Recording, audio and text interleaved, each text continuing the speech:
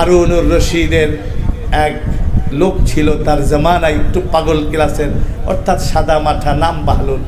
তো আগের জামানার বাচ্চারা ছোট ছোট লাঠি রাখতো হাতে, এরকম ঘুরাইতেছে। তো বাহলুল পাগলা, তো ওর জন্য দরজা ওপেন, ভেতরে ঢুকছে।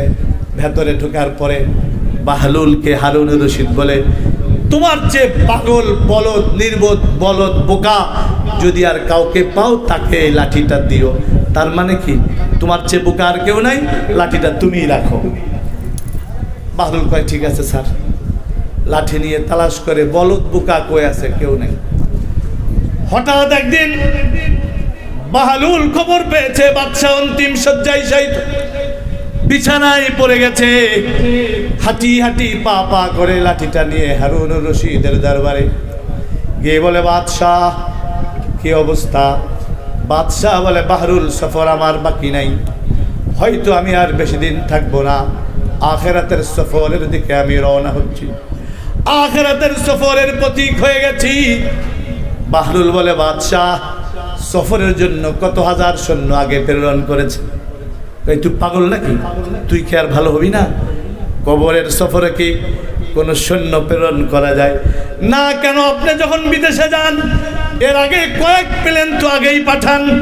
আচ্ছা, সৈন্য পাঠান নাই, তবে কত খাবারের ট্রাক পাঠিয়েছেন। ভাই তুই আসলেই তো বলো, কবরে কি খাবারের ট্রাক পাঠানো যায় নাকি? না না, কিছুই পাঠাই নাই। কই তাইলে বাদশা, অন্তত আপনার ব্যাক করার ডেটটা তো ফিক্সড হয়ে গেছে, ওই সফর থেকে আবার কবে দেশে আসবেন? এয়ারপোর্টে আপনাকে লাল গালিচার সংবর্ধনা দেওয়া হবে, ইস্তেকবাল জানানো হবে, ওই ডেটটা কবে? আরে বলো, ওই কবরে কেউ গেলে, ওই সফরে কেউ গেলে ব্যাক করার কোনো ডেট আর হয় না। কই তাই? কই তাইলে আপনি আমাকে লাঠি দিয়েছিলেন, এই যে আমার চেয়ে বলদার বোকা যাকে পাবো তাকে দিব, আমার চেয়ে বলদার বোকা আসমানের নিচে জমিনের উপরে আপনাকে ছাড়া আর কাউকে পাই নাই, সুতরাং লাঠি আপনার কাছেই ব্যাক করে দিলাম। ভাই বাহলুল, আসলে পাগল তুই না, বাহলুল বলদ তুই না, ও বাহলুল পাগল আমি, বলদ আমি। আল কাইসু মান দানা নাফসা, এই হাদিস আমি পড়েছিলাম খুতবার সময়। আল কাইসু মান দানা নাফসা ওয়া আমিলা লিমা বাদাল মাউত। বহু মানুষ এখানে আছেন যারা নিজ হাতে মাকে দাফন করে আসছেন, বহু মানুষ এখানে আছেন নিজ হাতে বাবাকে দাফন করে আছেন। কিয়ামত হবে, কোনোদিন দ্বিতীয়বার মায়ের চেহারা আর দেখতে পাবেন না, দ্বিতীয়বার বাবার চেহারা আর দেখতে পাবেন না, কোনোদিন মাকে মা বলে একটিবার ডাকতেও পারবেন না, বাবাকে বাবা বলে একটিবার ডাকতেও পারবেন না। আমি আপনাদের কথা বলছি না।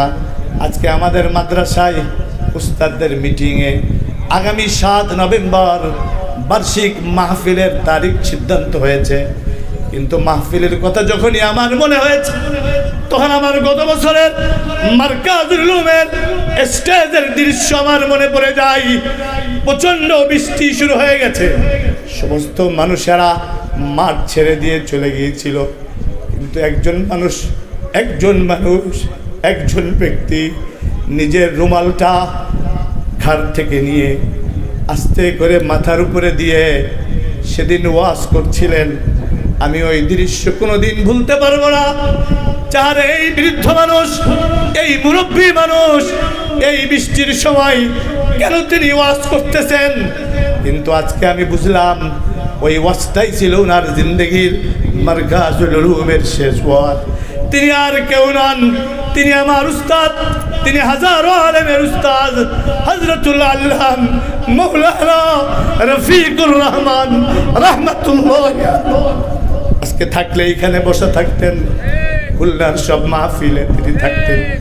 এই কবরস্থানে শুয়ে আছে এরকম বহু সন্তান তার বাবাকে এই গোরস্থানে রেখে আসছেন।